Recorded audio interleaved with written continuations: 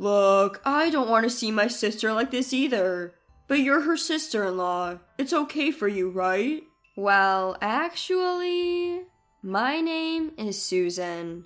My husband, Tom, and I have been together since high school, and we recently got married. When I say that, people often ask, so you were classmates? But we actually went to different schools. We met when I visited my close friend, Mila's house after a club meeting in high school, and Tom was there. So I've known Tom's family for a long time, and we're pretty close. Mila, who technically is my sister-in-law now, I still call her Mila like before, not sis. Our relationship has always been good, and it's remained that way even after moving in together. Before Tom and I got married, our workplaces were quite far from each other, so I was planning to quit my job when we got married. We were actually planning to rent an apartment near Tom's parents' place. Susan, I'm sorry. I've been so busy with work that I haven't had time to look for a place. Can we live with my parents until things settle down? This is how we ended up living with his family right after our marriage. Well, I do bear some responsibility for this, since I was totally fine with moving back to our hometown. Besides, Tom works in his family's business, so living with them would make things easier. With that in mind, I gladly agreed to move in. I was confident that I could live with my husband's family without any problems. They lived in the countryside, so I haven't found a job here.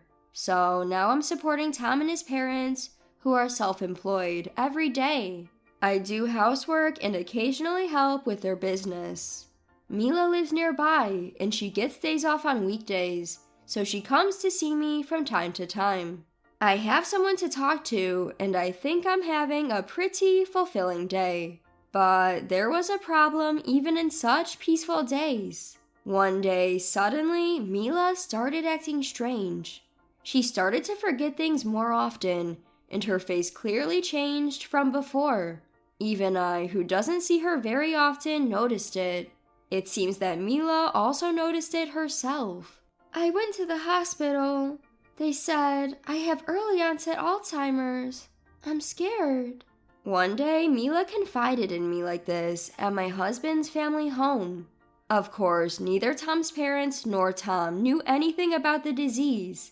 But if she has Alzheimer's, living alone would be difficult.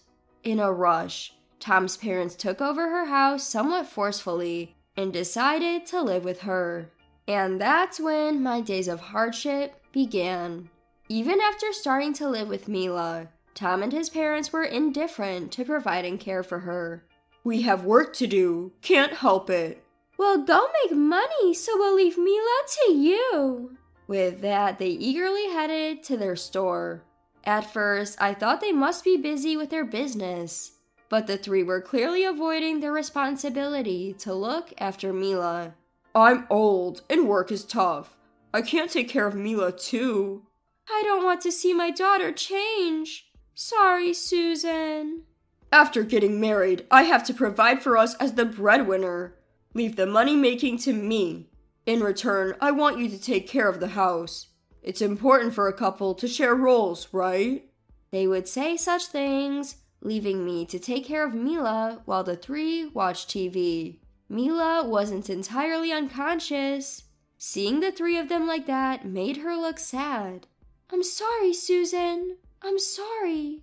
Seeing Mila cry like this, I was at a loss. But the situation got even worse. Unbelievably, Tom and his parents had secretly signed a contract for a new home, and they were preparing to move. We're tired from work. If we had an Alzheimer's daughter, we wouldn't have time to rest. You should continue to stay here and look after Mila. It's fine since you're only doing housework anyway, right? We won't push you too hard, so we'll spare you the housework at our new house. You were always close to my sister, so it's not a problem, right? It's not like she's a stranger. We'll send plenty of money for living expenses. Take care. With that, the three really left. Of course, Mila and I were left behind. All three of them seemed to go to their store every day, but they don't ever come by to see us. Even if they see me, they don't even ask about Mila. That's when I finally realized that the three had completely ran away from looking after Mila. And I was stunned at my own situation. What's going to happen to me? From what I found out, early onset Alzheimer's can't be completely cured, though the progression of symptoms can be suppressed. Will I continue to look after Mila forever? If so, I won't be able to find another job. Right now, I have a lump sum of money that Tom left. He said he would keep sending some more. But will they really continue to make payments forever? I couldn't trust the people who abandoned Mila. Moreover, the money I've received isn't enough to live on without working for the rest of my life. I must work outside, but I can't leave Mila alone at home to go hunt for jobs. Maybe I should rely on public welfare, but even when I look it up on the internet, there are too many technical terms to understand the whole process. Above all, my brain isn't functioning due to lack of sleep. It was during my despair that it happened. Finally, it worked! A vibrant voice was heard. There's no way! But I looked at Mila. There she was, with a much stronger expression than before.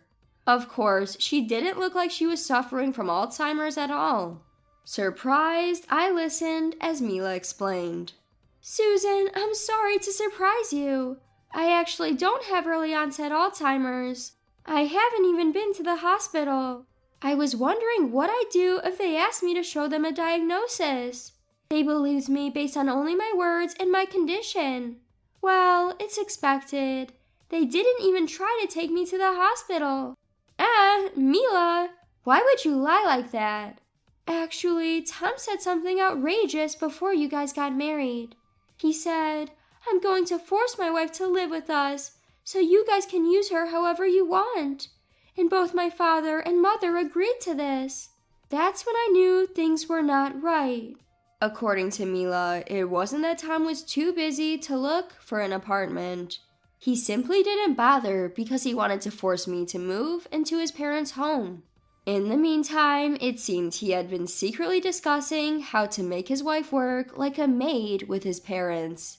At first, I thought he was just trying to be a big guy in front of our parents, since he was about to get married. But I was wrong. He never really looked for a new place, and even after you guys got married, he clearly became a misogynistic husband. He was saying terrible things behind your back. So, while it wasn't my place to interfere, I couldn't stand seeing my dear sister-in-law being treated like this. That's why I decided to expose their true colors. Mila talked to her friends about this, and she decided to pretend to have early onset Alzheimer's. Normally, her parents would step in to provide care, but that wasn't the case.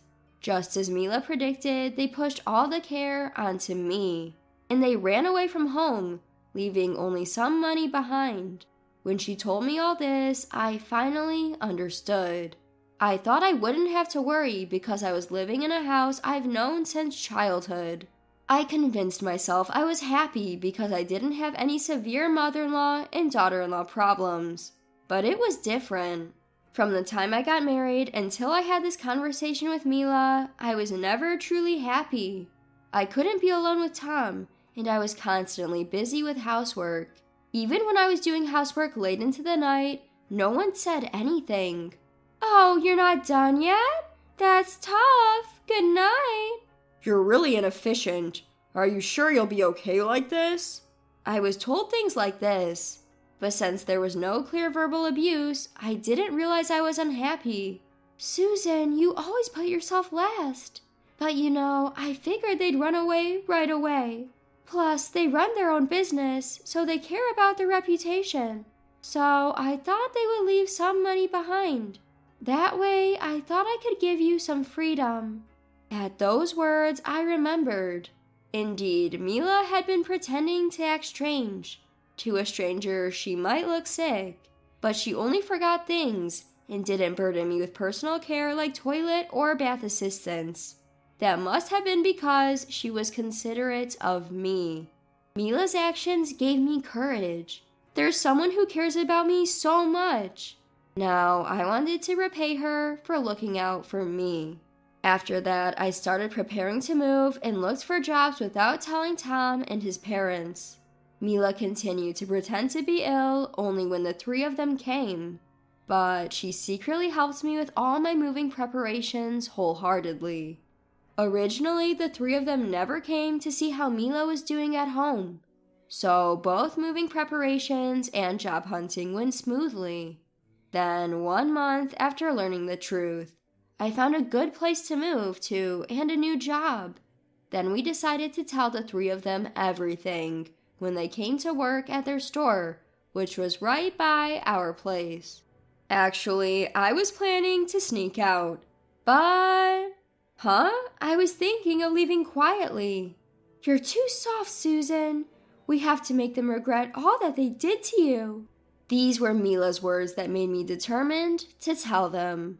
Of course, the three who found out the truth were furious. What are you thinking, sis? How I treat my wife is none of your business. That's right. A wife is supposed to serve her husband's family by doing household chores. I've done the same. I never thought you were such a terrible daughter, but I no longer consider you my daughter. I don't recognize Susan as our daughter-in-law either.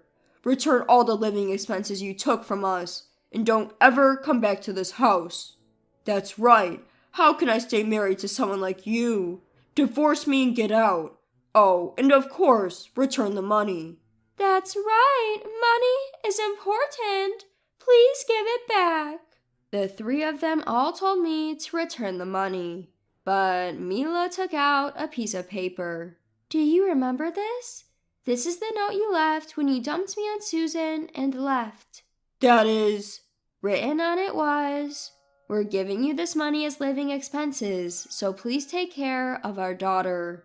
Out of habit as entrepreneurs, all three of them left their signatures and personal seals on the note. With this, they can't say that I took their money on my own. I wonder what would happen if I take this and leave. I'm not sure this is legally binding, but I think it's worse for you guys if the neighborhood finds out. Running away after dumping your sick daughter on your daughter-in-law as entrepreneurs? What would people say about you guys? You're so wicked! That's right. You're cheating, sis. The three of them complained, but seemed unable to say anything more. After all, the three of them had indeed dumped their sick daughter and their daughter-in-law and fled to a new home. They had left me with more than enough money for my living expenses, but their reputation will be tarnished. Then I filled out the divorce papers that Mila had prepared for me and Tom. And then we went to the city hall to submit them together with the 5 of us. In contrast to me and Mila, who were feeling refreshed, the 3 of them had gloomy expressions. However, it was their actions that had caused all this. I had no room for sympathy. Hey, Susan, can't we start over? If you don't like living together, I can look for an apartment somewhere. If you don't want to be near my parents, I can change jobs.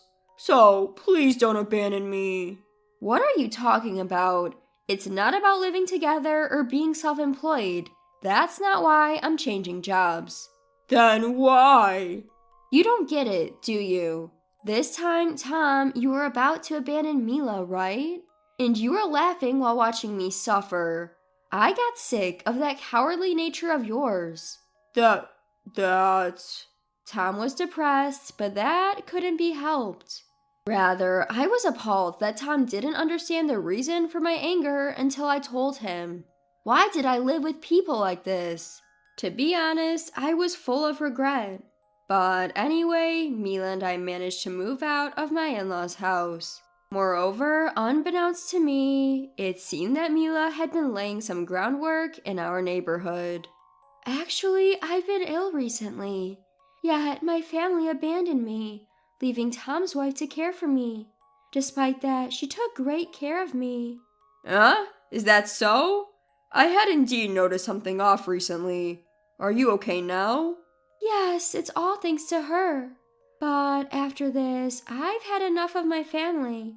So I decided to run away with her.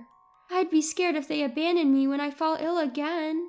Well, yeah, I think that's a good decision. Can't trust a family that won't help in tough times. So, you two are leaving together? Both of you take care. Yes, thank you.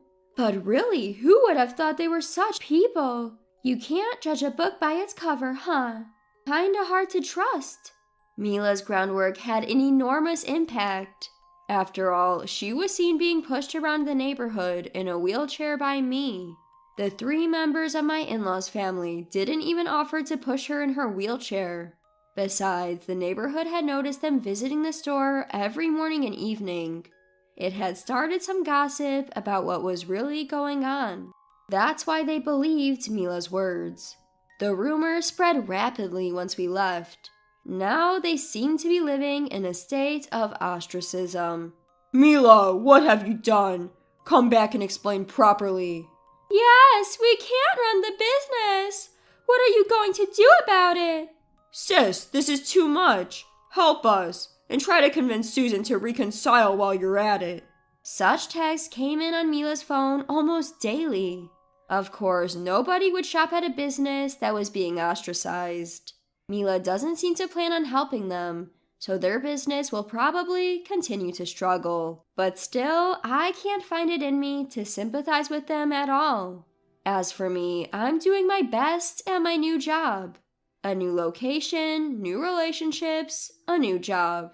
There are many exhausting things, but it's still way more fulfilling than living with my in-laws. Plus, sharing a room with Mila is more fun than I expected. We maintain just the right distance while doing housework and occasionally eat together. Living together and helping each other is really great. After all this, I absolutely do not want to get remarried. If my days continue like this, I wouldn't need another partner anyway. Right now, I just want to continue living happily.